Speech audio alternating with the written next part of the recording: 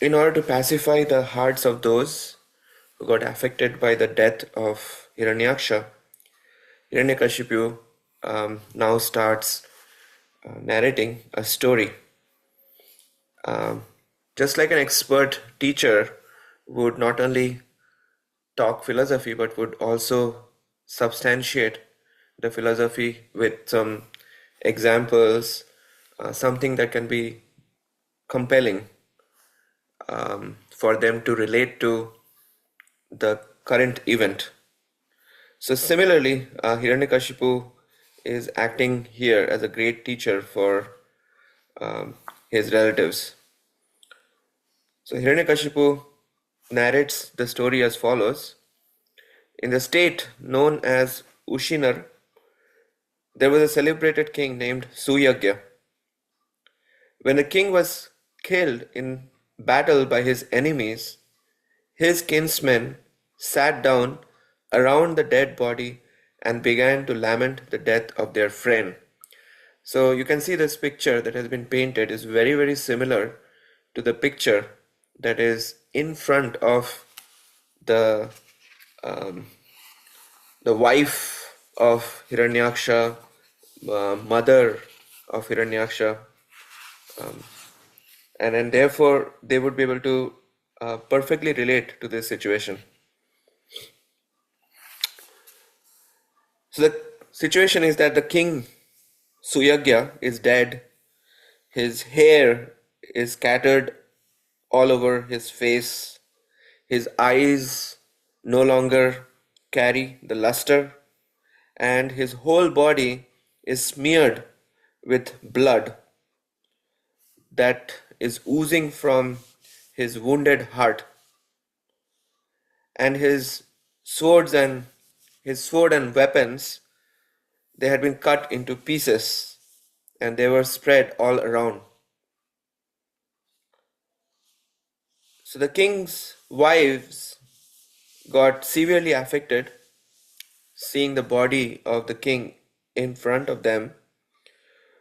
So they started pounding on their breasts and crying loudly, "O my lord, now that you have been killed, we also have been killed." And they kept repeating these words again and again. And then they said, "O Lord, you have now been removed by cruel providence to a state beyond our sight. You had previously sustained the livelihood of the inhabitants of Ushinar, and thus they were happy, but your condition now is the cause of their unhappiness. O king, O hero, you are a very grateful husband and the most sincere friend of all of us. How shall we exist without you? O hero, wherever you are going, please direct us there so that we may follow in your footsteps and engage again in your service. Let us go along with you." And Hiranyakashipu is stressing this fact that the loud cries of the queens were so much that those cries reached the abode of Yamaraj. And then Yamaraj took the shape of a young boy and then approached the queens uh, with advice. So in purport number 35, Srila Prabhupada points out how the queens were ignorant of their husband's actual identity. Hiranyakashipu lived millions of years ago and was even then quoting from history. Thus, the incident occurred before Hiranyakashipu's lifetime.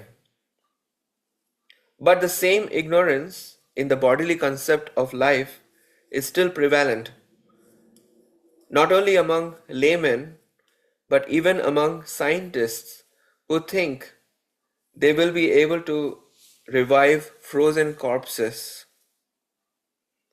Apparently, the queens did not want to deliver the dead body for burning because they were afraid of being forced to die along with the burning dead body of their husband.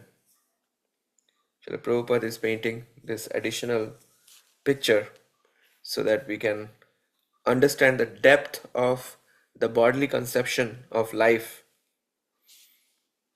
And purport number 36 is bringing out the detail of why Yamaraj decided to instruct the queens in the form of a child. So Srila Prabhupada writes, it is difficult for the conditioned soul to enter another body unless the present dead body is annihilated through cremation or some other means. That's one of the reasons why the body is meant to be cremated. The living being has attachment for the present body and does not want to enter another. And thus, in the interim, he remains a ghost. If a living being who has already left his body has been pious, Yamaraj, just to give him relief, will give him another body.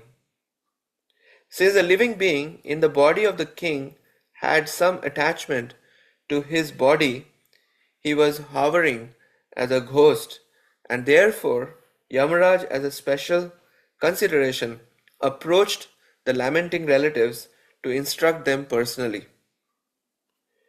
Yamaraj approached them as a child because a child is not restricted but is granted admittance anywhere, even to the palace of a king.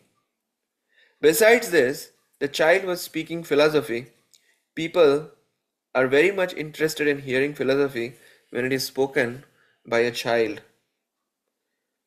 Srila Vishwanath Chakravarti Thakur likewise also talks about why Yamaraj took the form of a child.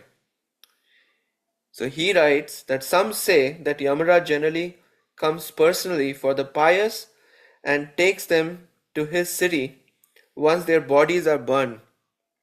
Some explain that among the women gathered around the king's body, a few were devotees.